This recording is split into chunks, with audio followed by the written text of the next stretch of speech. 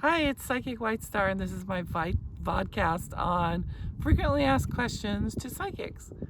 We talked in the last vodcast about the secrets of happiness, according to me. I've been doing readings for a long time and working with people. That's one of the things that actually is my goal when I'm giving someone a reading is how can you be happy?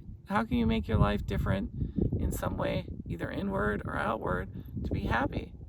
So there are some outer conditions that I say would do contribute to happiness.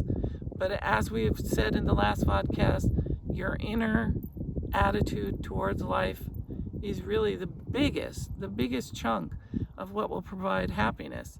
If you are determined to just be cheerful and optimistic every day.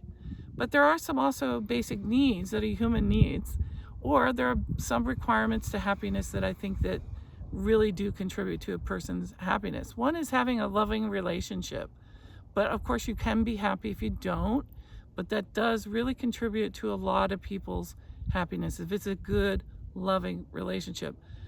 Two is if you have at least some family members that you have good harmony and peace with, that also does contribute to your happiness.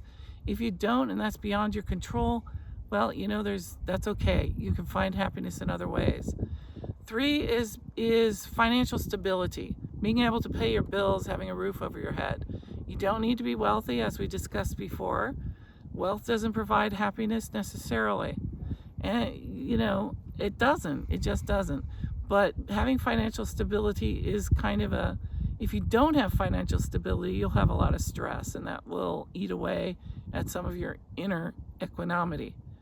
Another condition that might be necessary for you is that you have friends, you have a community, you have people that you can relate to on a spiritual or mental level, people that share your point of view. So this is also really good. And it doesn't have to be a whole huge community either. Some people mistake that and think, I've got to live in this big community of people that are all like-minded. No, you just need a few friends here and there.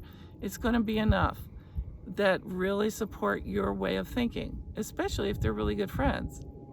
And another is political stability in your country. And again, that's something that's beyond your control, or maybe it's not. Maybe you can move, or maybe you can figure out your life in a different way so that you don't have to be in a politically unstable country. But if not, you have to depend again on your inner happiness.